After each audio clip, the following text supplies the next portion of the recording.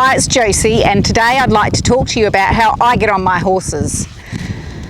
I often watch people get on their horses and I cringe and I feel really sorry for the horse. It's not hard to get on your horse with a bit of thoughtfulness and kindness for your horse. Now, I use a mounting block whenever I can. Can I get on without one? Yes, I can. Is it easy? No, it's not anymore. It was when I was younger, not so much now. I'm a bit older. But I can get on a horse without a mounting block, but that's not what I'm going to do today, because that just pulls on my horse's back and I don't need to do that. So you want a good sturdy mounting block. I paid the money to buy this round one, which has 3 different heights on it, and I've never ever regretted spending the money on it. It's been awesome. It's hollow, so it's light. There's a few spiders under there, but it means that it sits nice and securely on the ground and it doesn't tip over, and it's easy enough to carry around. When I personally get on my horses to ride them in a session when I'm in the arena, my mounting block sits in the corner, and then I get on the horses there so that it doesn't interfere with any work I might want to do or patterns I might want to do on the arena. Before I get on, I put both of my stirrups down, my outside one as well. There's nothing worse than climbing on your horse and then having to put your stirrup down because it's stuck up underneath your thigh. You can either take your mounting block to your horse or bring your horse to your mounting block. My horses are all taught to come on over here so that they're nice and close for me. So you do want them to be nice and close. You don't want the mounting block to be out here, because how am I balanced getting on my horse with my mounting block way out here? And one of the other principles, I'm just going to turn it around so I'm on the highest bit. One of the other principles I like, I'll just see if I can move him around a bit. Rebel, you'd like to move? Thank you. Whoop. Now he's far too far away, so I'll bring him back. Good boy, and now he needs to come up a bit. Good. So one of the other principles is you need to get in as close as you can to your horse.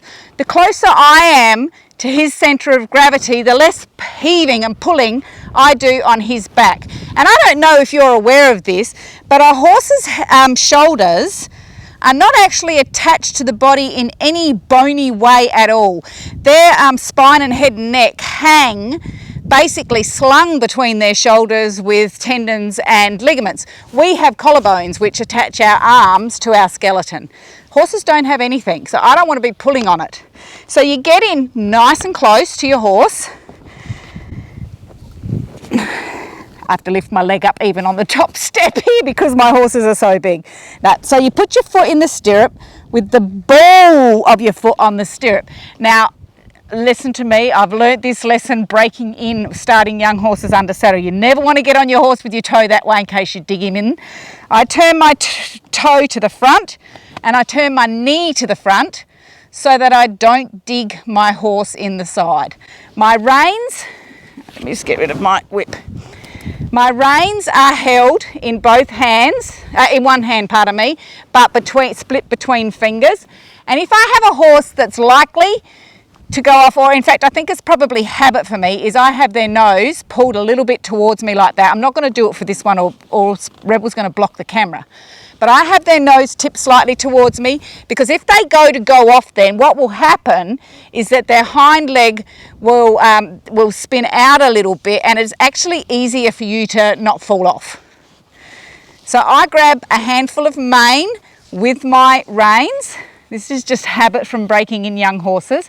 And then when I go to get up, good boy, can you just look that way? That's a boy. When I go to get up, my hand, I'll make sure my girth is tight enough. Yep. My hand from the other side goes over the other side of my saddle. I don't hold the cantle because I don't want to pull the saddle around on his back. Plus, when I'm halfway up, I have to take my hand off of there to throw my leg over, and I'm totally unbalanced. I actually take my hand over on the front of the saddle.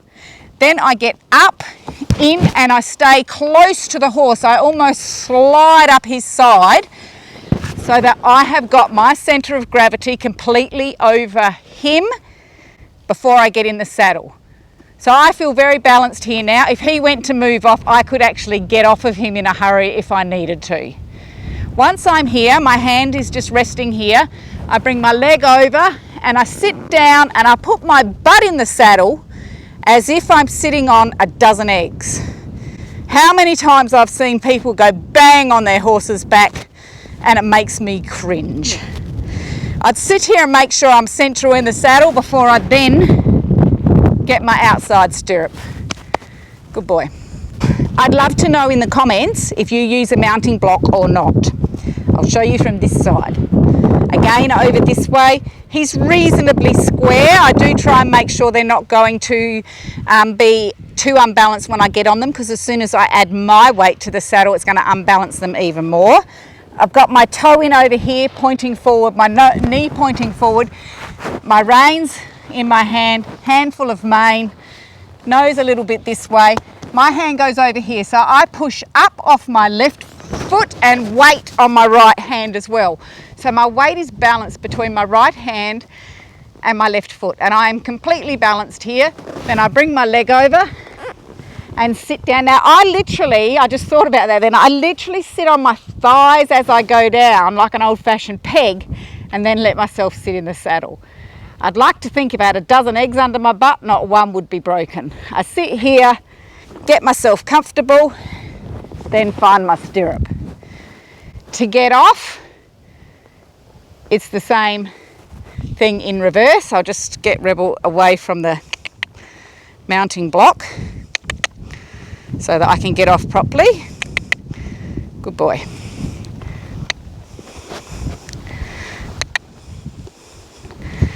And just one step forward, mate. Good. So same thing to get off. Tip his nose this way a bit, but I'm not going to, because otherwise he's going to block the camera, but I would. Both reins in one hand, handful of mane, left foot out, weight on my right hand as I take weight in my left stirrup as well. Get over here, I'm leaning sort of over because I'm balanced over his centre of gravity. Once I'm here, I take this foot out, hop off the horse. The tips I'd like you to remember: make sure your horse is nice and square when you go to get on him. Get your mounting block as close to the horse as you can, or your horse as close to the mounting block as you can, depending which way you do it. Make sure your mounting block is nice and secure, because trust me, when I was using a crate, the reason I bought this is I tipped backwards off a crate, fell against the fence, dislocated my thumb and hurt myself. So I went and bought the stable mounting block, learned from my mistake. Make sure you get in as close as you can to your horse to do this, to keep your centre of gravity as close to his centre of gravity as possible. Push up with your hand in front of the other side of the saddle, push up off your left leg, and then find your balance over your horse, and then put your leg over. I sort of land as I slide down. I land on this part as I slide, and then allow my seat to drop into the seat so I don't bang my horse in the back. Hope you found them useful. See you later.